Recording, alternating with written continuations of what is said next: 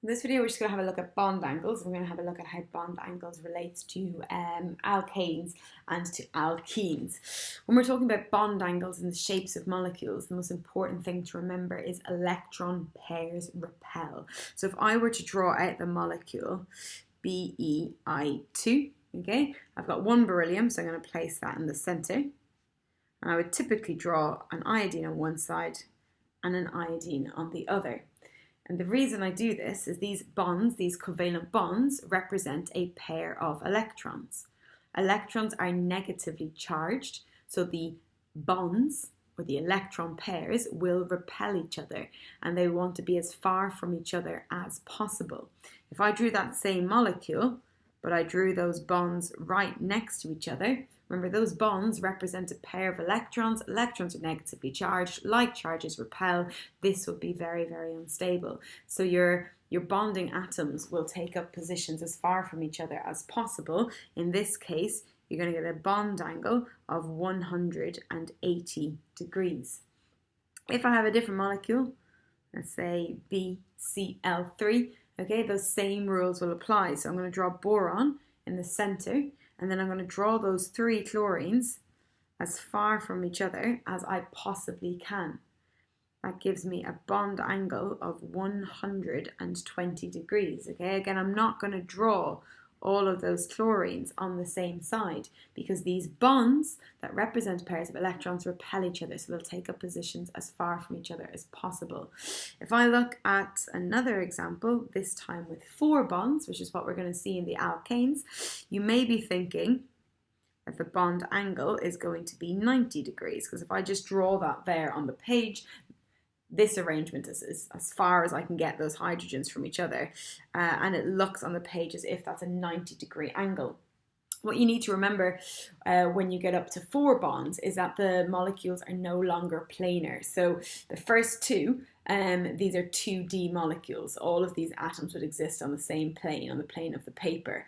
When I get down here to CH4, it's no longer 2D, it's now 3D. So rather than these atoms all existing on the same plane, on the plane of the paper, you're going to have 2 of them on the same plane, and then you're going to have one atom coming forward and another atom going backwards. So again, the reason that this happens this way is they want to get those electron pairs as far from each other as possible. So instead of existing as a flat 2D molecule, it exists as a 3D molecule, so that those bonding atoms can be further from each other to minimize the repulsion of the electron pairs. And what you actually get is you've got, as I said, 2 atoms on the plane of the paper, and then you've got one going forward and you've got one going back. And the actual bond angle that you get between these bonding atoms is an angle of 109.5 degrees. Okay, so anytime you've got 4 bond pairs, the angle is going to be 109.5 degrees. And if you look at carbon atoms in alkanes, so if I just draw out an alkane, I'm just going to draw butane.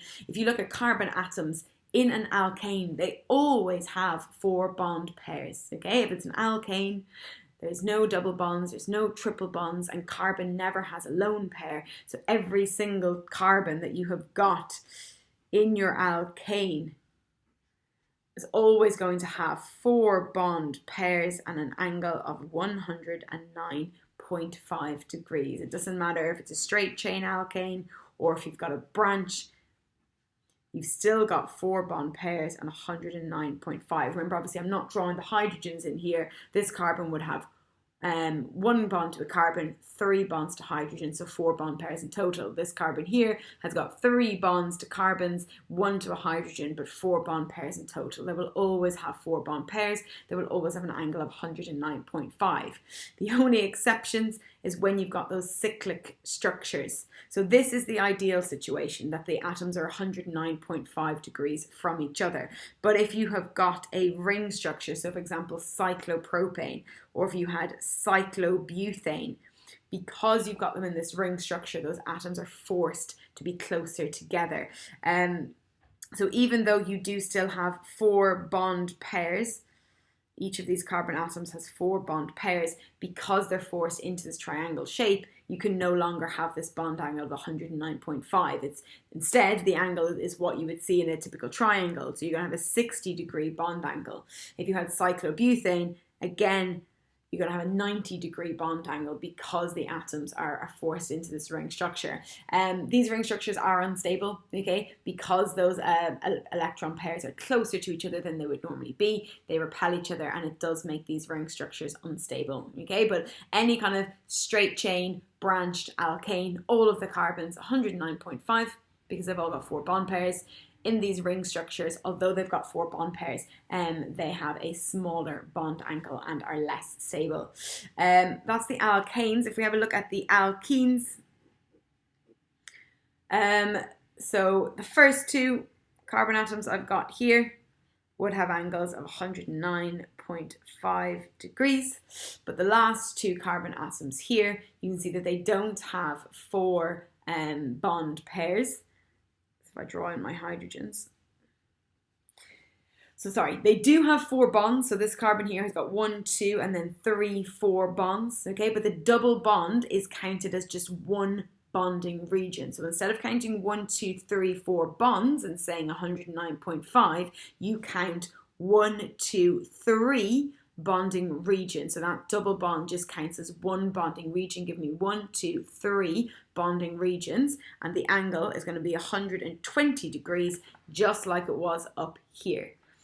Similarly, down here, I've got 1, 2, 3 bonding regions, and it's going to be 120 degrees. So with the carbons in an alkane, it's 109.5. The carbons that are part of an alkene are going to be 120 degrees. So in that feedback sheet I gave you, I want you to have a go at section B for me now. I ask you to do the bond angles, and then in 2 I ask you to do the shapes. So if you have got a bond angle of 109.5, the shape is tetrahedral. If the bond angle is 120, the shape is trigonal planar. That's all from chapter 6. So press pause, do those questions for yourself, press play when you're ready to see the answers to those questions. So I've filled in the answers here on my iPad. So this first one, butane, we saw already, both bond angles 109.5. If I look here, A is part of an alkane. I've only got single bonds, so it's going to be 109.5. But B and C have a double bond, which makes it 120 degrees. A, as I said, yes, it's an alkane. Yes, there are 4 bond pairs, but because of that triangle structure, the angle is only 60 degrees. And then here, I've got A, B, and C. A has got 2 hydrogens and a double bond, so 3 bonding regions, 120.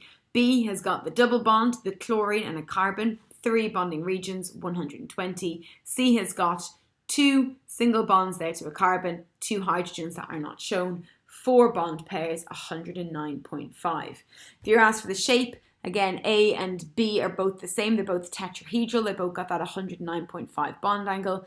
Here, A is tetrahedral, B is tetrahedral, and then C and D are trigonal planar. So it doesn't matter if you've just got hydrogens or if you've got methyl groups, or even up here if you've got a chlorine. It doesn't matter what those atoms are. You're just counting the number of bonding regions. If it's got 3, it's going to be 120, trigonal planar. If it's got 4, it's going to be 109.5, tetrahedral. Carbon doesn't have lone pairs, so you literally just need to count the bonding regions.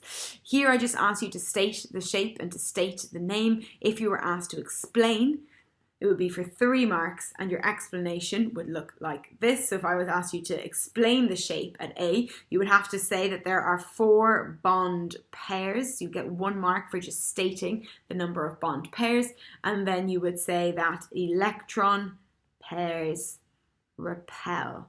So you get a mark for saying the shape.